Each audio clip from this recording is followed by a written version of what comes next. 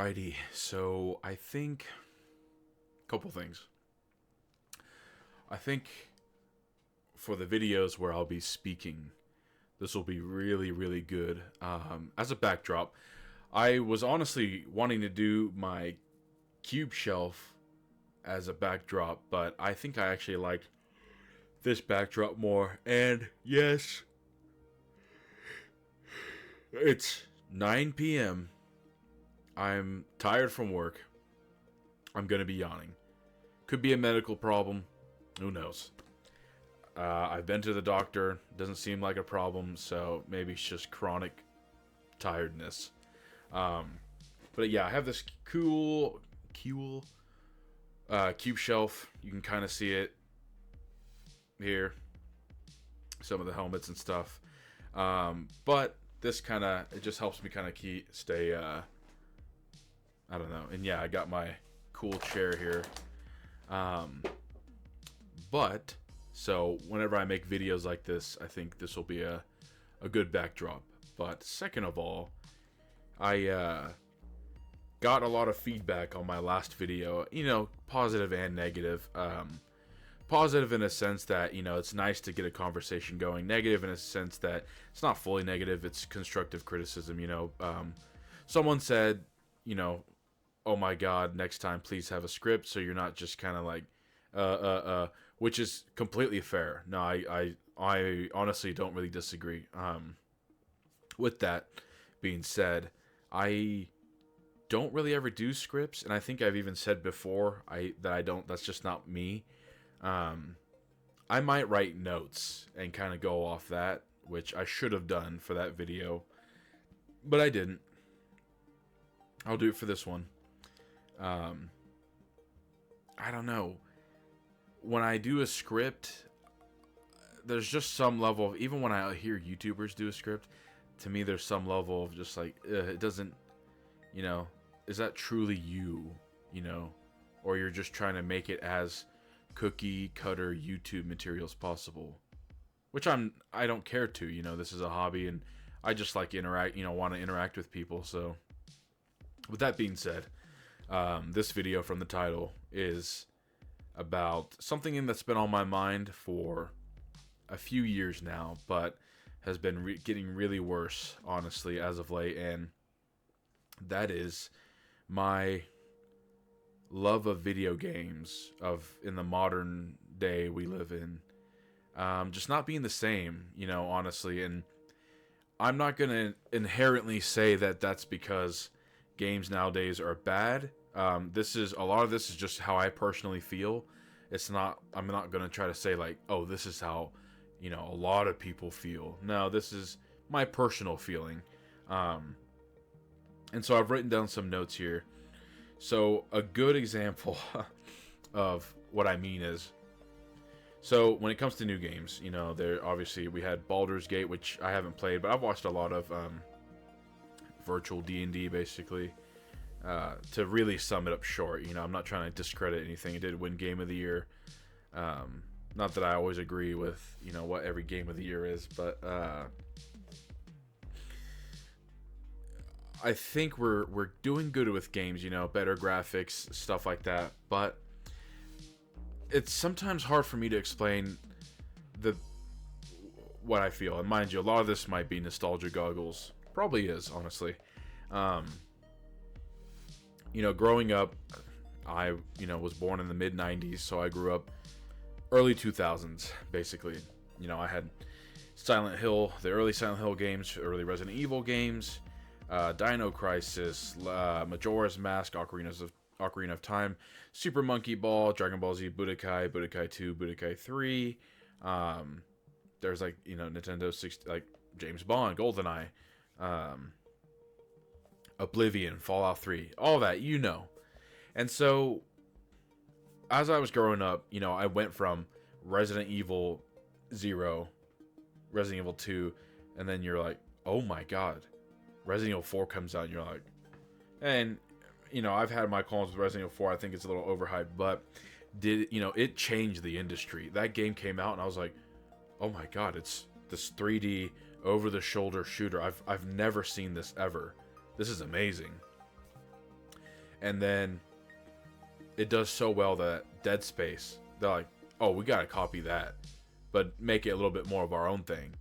And then I played Dead Space, and I'm like, this is great. Looks beautiful. Gameplay's awesome. The over-the-shoulder thing starts becoming more incorporated. You go, okay, this is nice. Each game incorporating it is kind of changing it, but it still is a fresh idea. Now, obviously, it's mainstream as ever.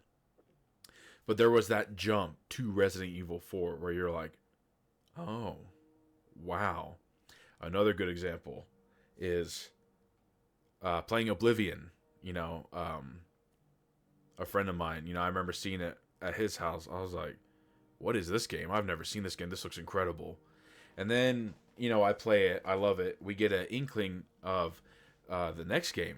Oh, it's called Skyrim. You're like, oh, interesting. You see the trailer. You're like, wow, I can't believe this. This looks insane.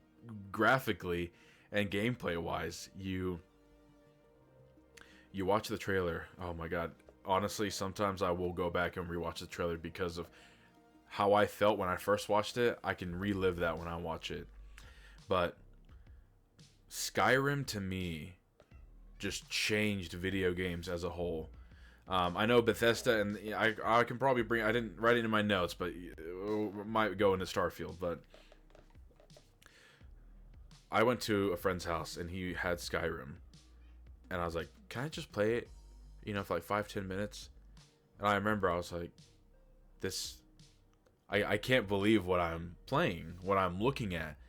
I can do anything I want, to an extent, obviously. But this feeling of, I'm in this immersive open world. I can do magic. I can do shield, sword, double sword. That was the dual wielding. Oh my God, what? And then the quick menu, everything was so... This is incredible. And then you start playing more open world games. I mean, by then you had Mass Effect 2. A year after will be Mass Effect 3. Dragon Age, stuff like that. But then after that, I try to think, well, what is the next game after that? For me personally, I mean, when I think of it as a whole, I don't know. That I said, oh my God, this is going to change the gaming industry. I mean, I guess you could say PUBG. But I don't know if I don't know if that's a positive, and B, that's just not for me. When PUBG came out, I was like, I don't really ever play PvP games, and I've just never cared for Battle Royale. I'm always, I'm 90% a story-driven, character single-player game. So I feel like since Skyrim, I haven't had a game that's just, wow, this has changed games for me. This is awesome. Well, there's been one, but it's a divisive one, which is Death Stranding. When I saw the trailer for Death Stranding, because I love Metal Gear Solid. Metal Gear Solid was definitely a game series where I was like, this is very different. It's very interesting. A truly stealth-based game where if you fuck up, you're you're fucked. And playing Death Stranding was the most different experience I had had in a video game in a long time. And it made me feel good. Was it, obviously, would it piss me off at times and be a little boring? Kind of. But I just couldn't get over how much I felt, oh, I don't even know what to expect. This is just so different. In its gameplay and in its story, I was taken away, and I enjoyed Death Stranding. I've never beaten it.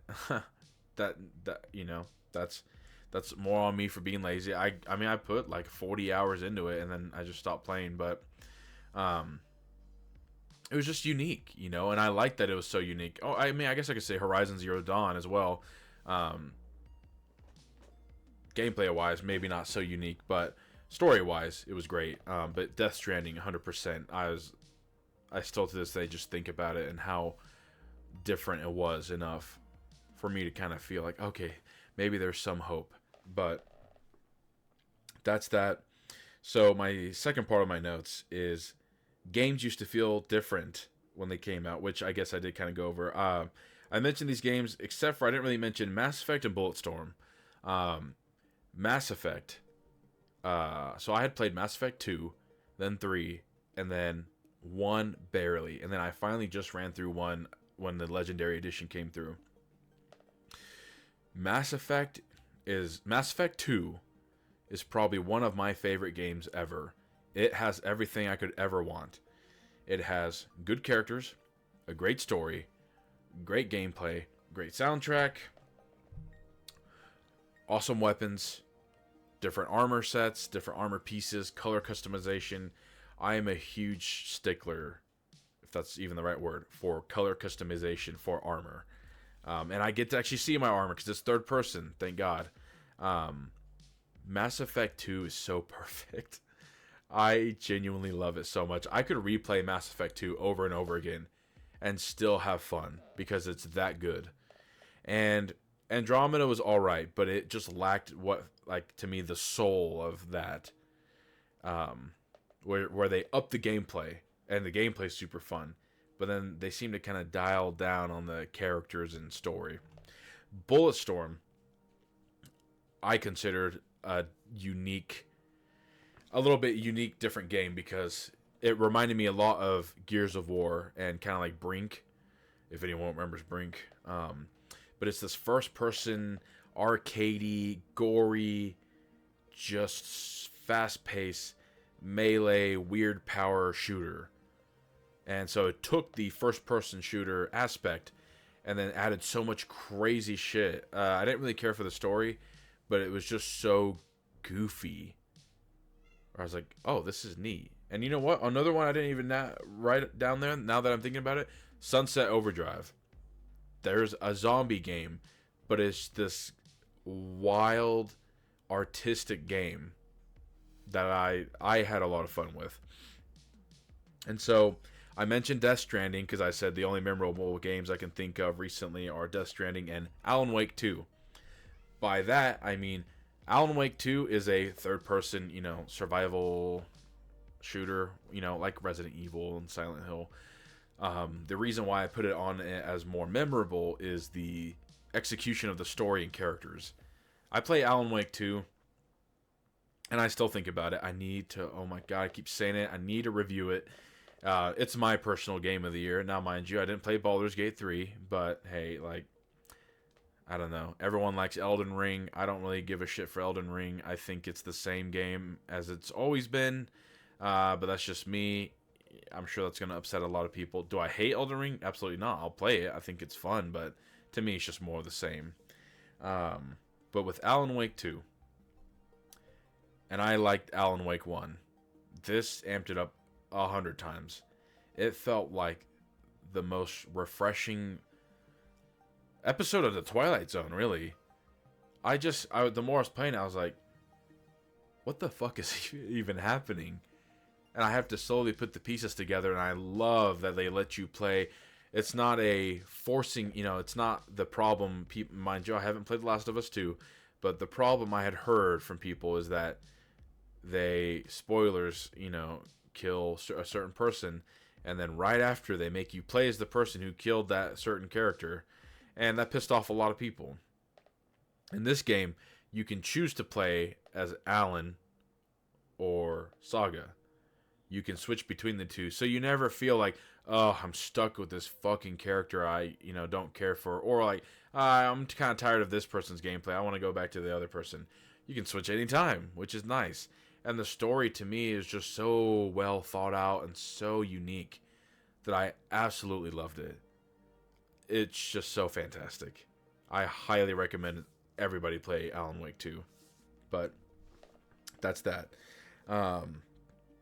Other note, trying new games are fun and offer a little more variety, but for me personally, it feels the same. Yeah. So that kind of goes into what I'm already saying. This next part, this is 100% me personally. So I find myself replaying old games over and over again due to nostalgia and how fun they were. So, for an example, and it's just because this is the closest one, Call of Duty World at War 360. I have my Xbox 360 here, and I have my PS3 there. I have about, 17 games for my 360. Well, actually about 20 because I have digital. And then for my PS3, I think I've got like 8 or 9 games. There is something about, and I would hope people get it, the Xbox 360 era, there was something magical about it. I don't know if it's because it kind of goes back to what I'm saying, like it was that jump point for these brand new games where they tested the limits of the hardware, and it was just these beautiful, crazy games. Um, but I honestly find myself, I will, like, let me take a look. So I've got Call of Duty Ghosts, Condemned 2, Soul Calibur 4, Soul Calibur 5, uh, Lord of the Rings War in the North, great game. Fable 3, Fable 2, Crackdown 2, badass. Lego Lord of the Rings, Shadows of the Damned. I don't know if anyone's ever played that. Great game. Digital, I have Army of Two, the 40th Day, all the Gears of War games. I'm a huge Gears of War guy. Like, I fucking love Gears of War. But there's something about going back to my Xbox and playing these games. The other day, I was actually playing World at War Zombies by myself. And in my head, I just think back to when I was like 12 or whenever this game came out. And, you know, me and like 4 or 5 other people in a room playing zombies. And then it's like, oh, well, you died, so my turn. Yeah, you know, like, hell yeah. And even the idea of Nazi zombies was just this, like, what? Wait. So it's round based. There's no really goal. Just survive as long as you can. You and your buddies play. Oh, well, there's this alien gun? What? Oh, neat. Okay. Gears of War, same thing. Horde mode? What? Oh, that's cool. That's neat. And you just felt like you got your money's worth, and it felt good to play with your friends. And these kind of are branching off into other points I made.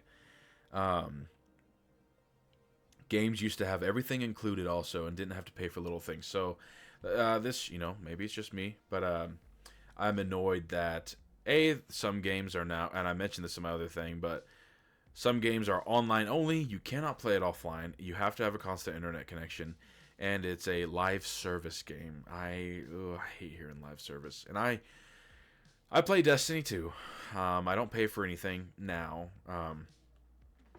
There was a time where, you know, I bought the Witch Queen, I bought Beyond Light. I enjoyed both.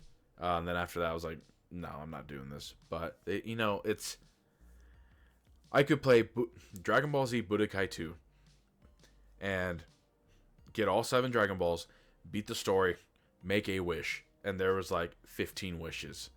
I could unlock the crazy fusions like Tien and Tiancha, or Goku and Hercules. You could unlock, I cannot remember what the devil guy, I can't remember what his name is, but you could just unlock the coolest hidden things in the games by playing the game over again, but then making a new wish. There's this Japanese game I had for the GameCube way back in the day. It's like Super Smash Brothers, but anime. It was called Dawn. Dragon Ball, One Piece, Naruto. When you beat like the story or whatever, you can do like a pachinko, and if you do it right, oh my god, you just unlocked a new character. It was fun, you know. I liked it. Everything was in the game, whereas nowadays it's you buy the game. Mind you, Destiny when it first came out was not live service. It was $60 like any other game, and then they had the fucking audacity to be like, oh, you want that cool armor? You'll never get it in the game. $20. And they think they're clever or something by being like, well, you're not really paying real money. You're buying bright dust, silver. Wow. No, it's not real money. No, it's silver. It's totally different. Or Dying Light 2. Oh, you want these cool packs or whatever that probably cost us really nothing to make? $20. Oh, no, but you're getting survivor points or Dying Light points. But we're going to make it where you can't buy exactly enough to get that pack. No, you're going to buy over so there's left over so we can, you know, basically milk you like a fucking cow. I think the nastiest thing was, what was it? I think it was Halo. Like the new Halo Infinite or something. Something about the multiplayer, or maybe it's the Master Chief Collection. It was like the multiplayer, all the armor skins that you could unlock beforehand in old games, now it's like a paywall, which is kind of stupid. I was kind of fucking annoyed by Resident Evil 4, the remake, where I swear to God, Separate Ways was included in the original game as long as you bought it on like PS2 and Wii. And then this time, hey, $60 for the game, $10 for Separate Ways. Really, dude? Really? Okay. Dead Space remake. Loved it. They took the original, remade just enough. Fantastic job. Everything you could unlock was in the game to unlock. Now, mind you, they did one stupid thing. Pre-order bonuses. I hate pre-order bonuses. Which was, you get, 3 different, like, suit aesthetics for pre-ordering. I don't like that. But I did like that everything else was unlockable. I guess Resident Evil 4, besides the Separate Ways thing, everything cosmetic-wise was unlockable. So that's nice. And weapons. But I just miss, this feeling of there's so much to do in a game, and they really went out of their way to hide things so I could unlock him. And wow, now it's just pay. Even with the new Resident Evil games, you can go into the store and they're like, oh, you don't want to unlock everything? Here, give me $3 and I'll give you a key that unlocks everything in the game, because fuck it. I think Mortal Kombat does the same thing. It's just, I get it, like, convenience, because, I get, I'm an adult, like, I don't always have time for things, but if you don't really have time, like, I don't know. I'm not going to say don't play games, but I don't know. Like, why are you playing a game where it's about unlocking stuff? I don't know, to each their own. I'm not going to say that you can't play whatever. It's just like, okay. But, yeah, the whole microtransactions thing, yeah. As you grow older, it's sometimes hard to find times to play with friends. Yes, so I am almost 30. I play games roughly almost every night. I do play with one of my friends. It's usually just him and I. We're pretty open to playing anything, so we just kind of cycle through games. Which, that's another thing. I kind of just can't sit there and play the same game for more than an hour unless I'm interested. But it's tough, I work a full-time job. I'm waking up at 6 a.m. I'm getting to work by 7:30. I get off work at 4:30. Roughly, it depends, honestly. And then gotta drive all the way home. Blah, blah, blah. Laundry, dishes. I think most people get the gist of it. And, it used to be go to your buddy's house. When I was in high school, a friend of mine lived right by the school. So after school, we'd go to his house. We'd play Borderlands 2. We'd play Minecraft. It's just this great feeling of playing a game in person. Because obviously you can, you play online with your friends, whatever. I think there's just something a little bit magical about, and it sounds a little stupid saying it that way, but playing with your friends in person. Around Christmas, my wife, me, her brother, and my brother-in-law, I guess that might be the right word. We were in here playing Black Ops Zombies, and it's a vibe. It's a vibe to just like you got everyone in the room, you're playing. I miss that feeling, and that's nostalgia. I think for me, like I said at the beginning of this video, this is all my personal feelings. I miss that feeling, honestly. And yeah, my last point basically still goes on to that. I miss local co-op in games and the added bonus to a game when playing with friends in person. Yes, so yeah, that's basically my main points I wanted to make. Don't want to go over this. I would love recommendations from people. Give me something.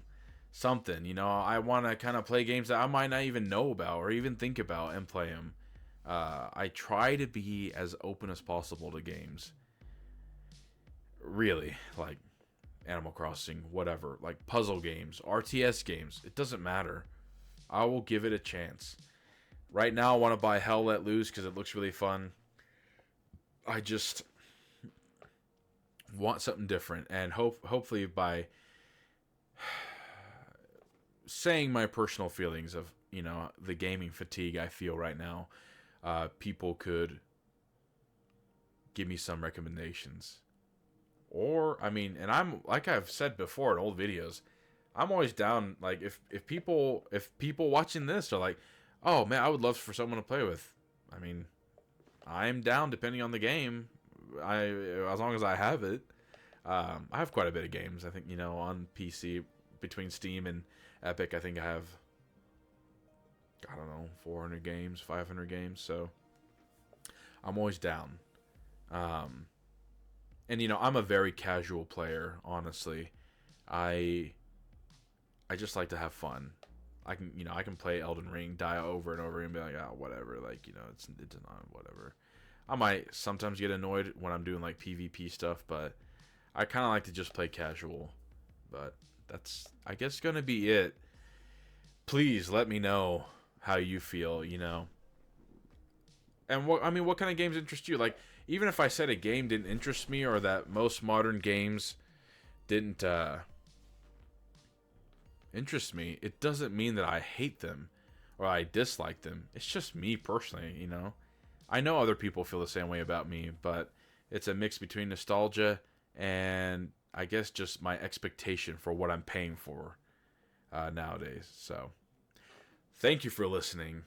I will be making more videos like this, just depending on what kind of topic I want to talk about. I don't ever want to feel like I'm talking about a topic just to make a video. I want to truly think about something, either that's been bothering me, or I go, you know what, I think about that often. I want to talk about that. So we will see as the weeks come by.